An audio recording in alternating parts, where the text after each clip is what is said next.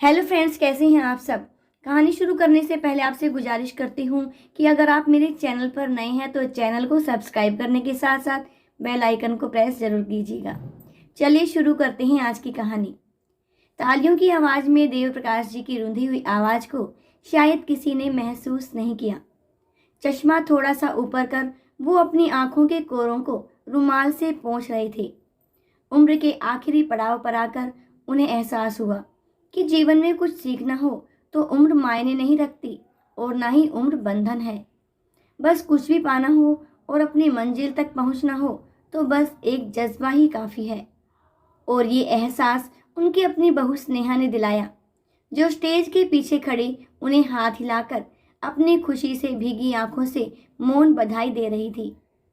देव प्रकाश जी गदगद हृदय से दिल से बहू को आशीष दे रहे थे। आज उन्हें अनाथ बच्चों को पढ़ाने और उन्हें हर संभव सहायता करने के लिए सम्मानित किया जा रहा था।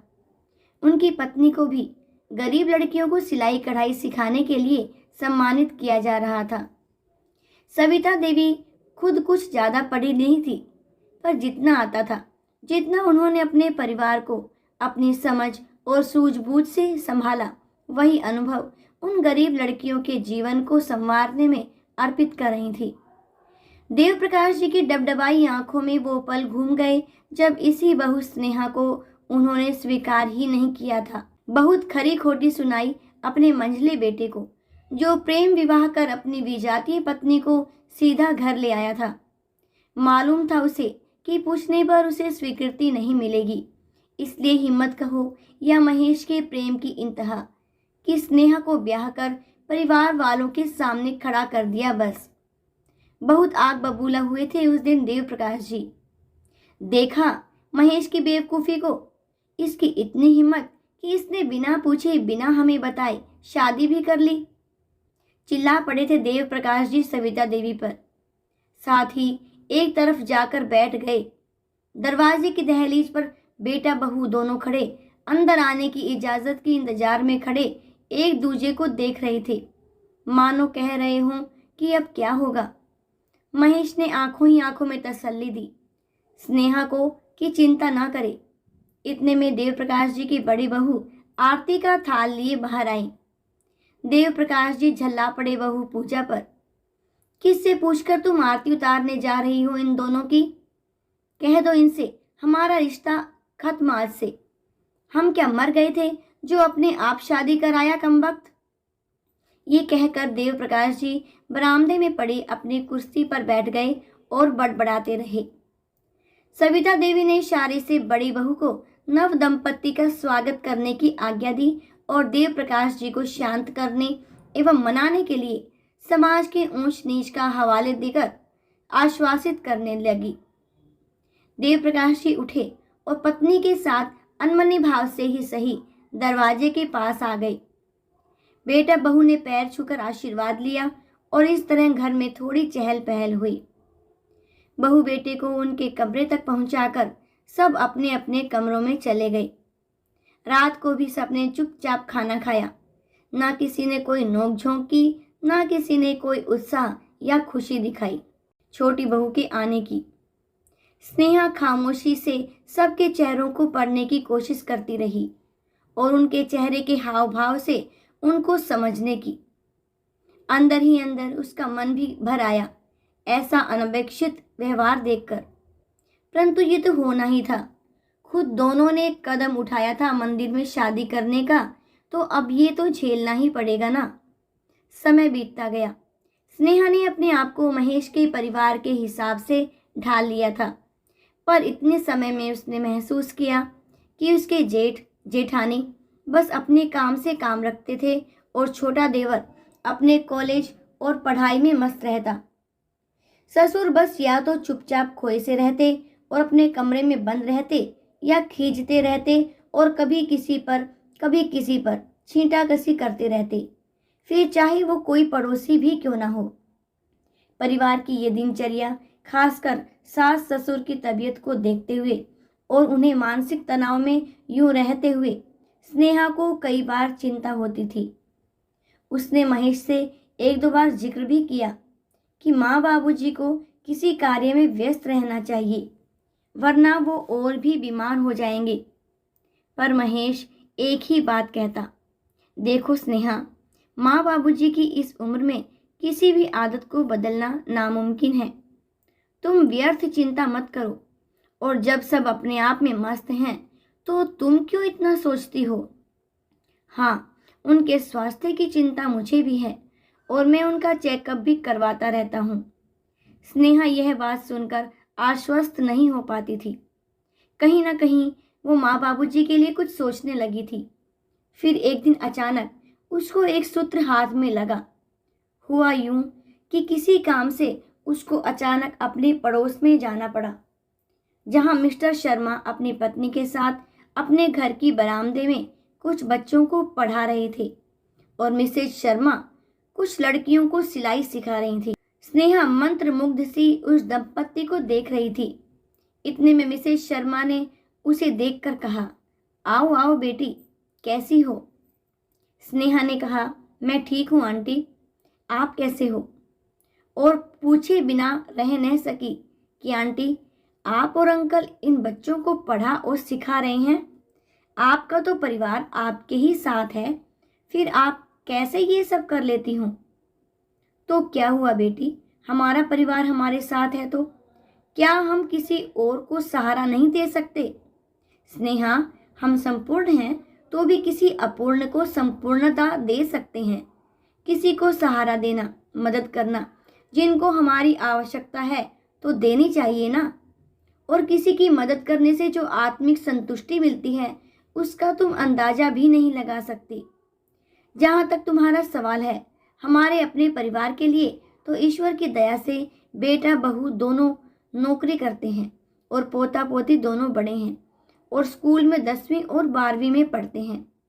बेटा सब व्यस्त हैं अपने अपने कार्यों में, तो हम अकेले खाली बैठकर क्या करते? घर के छोटे मोटे कार्यों से निवृत्त होकर अनाथ बच्चों को पढ़ाने और गरीब लड़कियों को सिलाई कढ़ाई सिखाने में समय कब व्यतीत हो जाता है पता ही नहीं चलता। स्नेहा ने कहा, आपके बेटा बहू ने कोई ऐतराज तो नहीं किया? इस पर मिसेज शर्मा बोली, नहीं, बल्कि मुझे तो मेरी बहू ने ही ये रास्ता सुझाया।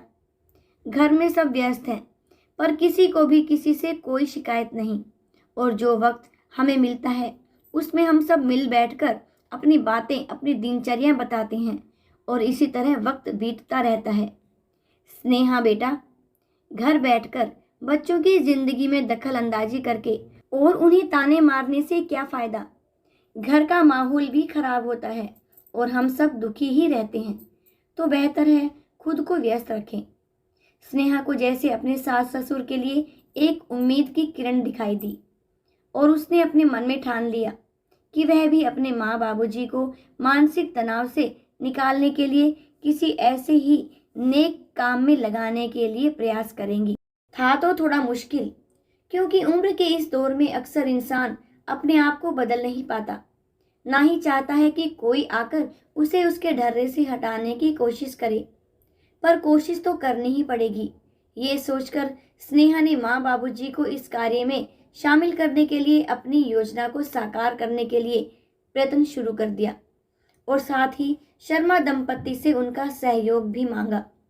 एक अच्छे काम के लिए शर्मा दंपत्ति ने स्नेहा को सराहा भी और योगदान भी दिया। एक दिन अचानक दरवाजे पर घंटी बजी और 1-2 लड़के आए और बाबूजी से बोले, अंकल जी, हम यहाँ पास के शर्मा अंकल के पास पढ़ने आते हैं और शर्मा अंकल कहीं बाहर गए हैं और उन्हें आने में समय लगेगा। आप संस्कृत और हिसाब अच्छा पढ़ाते हैं, ऐसा हमने सुना है।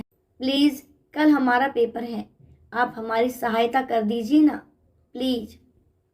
बाबूजी कुछ सोचकर बोले, अरे बेटा, मुझे काफ़ी समय हो गया है ये पढ़ाई वढ़ाई छोड़े हुए। इस पर बच्चों ने कहा, आप एक बार कोशिश तो कीजिए ना। बच्चों की जिद के आगे उनकी एक न चली और वो काफ़ी देर तक बैठे रहे और उन्हें पढ़ाते रहे और समझाते रहे। बाबूजी के चेहरे पर एक आत्मसंतुष्टि देख माँ और स्नेहा दोनों ही खुश थी। फिर ऐसे ही एक दिन कुछ लड़कियों ने बहाने से आकर माँ से भी कुछ सिलाई के नमूने सीखे। धीरे धीरे माँ बाबूजी शर्मा दंपत्ति के यहाँ भी जाने लगे और वहाँ पर बच्चों को अपना यथासंभव सहयोग देने लगे। सिखाने वाले बढ़े तो सीखने वाले बच्चों की तादाद भी बढ़ी। अब बाबूजी और माँ अपना अधिकतर समय इसी परोपकार और आत्मसम्मान मिश्रित कार्यों में लगाने लगे और खुश रहने लगे। इन्हीं प्रयत्नों के फलस्वरूप उन्हें शहर में जब सम्मानित करने के लिए बुलाया गया तो शर्मा दंपत्ति ने माँ बाबूजी को सब सच बता दिया और कहा कि आज उनके इस सम्मान के लिए उनकी बहू स्नेहा का भी हाथ है। तो माँ बाबूजी की आश्चर्य की सीमा ही नहीं रही और वो आत्मविभोर से हो गए। अपना नाम पुकारे जाने पर जब बाबूजी स्टेज पर आए और फूलों के हार और तालियों से जब स्वागत हुआ और उन्हें कुछ बोलने को कहा गया तो देव प्रकाश जी बोले, मेरे हम उम्र भाइयों बहनों और अतिथिगण, आज मैं जो कहने जा रहा हूँ वो बात जिन्हें अच्छी लगे वो गांठ बांध कर रखें और जिन्हें ना पसंद आए वो कृपा मुझे माफ़ करें। भाइयों और बहनों, हम अक्सर ये सोचते हैं कि हमारे बच्चे हमारे बुढ़ापे में हमारा सहारा बनेंगे या नहीं, कहीं वो हमें छोड़ तो नहीं देंगे दर दर की ठोकरें खाने के लिए। हम अपनी सारी जमा पूंजी अपने बच्चों के लिए खर्च कर देते हैं और बदले में ताउम्र उनसे जुड़ी अपेक्षाओं का पिटारा अपने पास बंद करके रखे रहते हैं। जरा सी भी चूक पर उन्हें कोसने से बाज नहीं आते। हम ऐसा क्यों करते हैं? कुछ अपवाद छोड़कर मैं कहता हूँ कि या तो हमें अपनी जमा पूंजी में से कुछ हिस्सा अपने लिए सुरक्षित रखकर संतुष्टि से जीवन व्यतीत करना चाहिए, और अगर नहीं भी है कोई पूंजी हमारे पास तो ईश्वर ने हमें जो यह शरीर दिया है, दिमाग दिया है, उसका इस्तेमाल करके अपने लिए 2 वक्त की रोटी का जुगाड़ तो कर सकते हैं ना।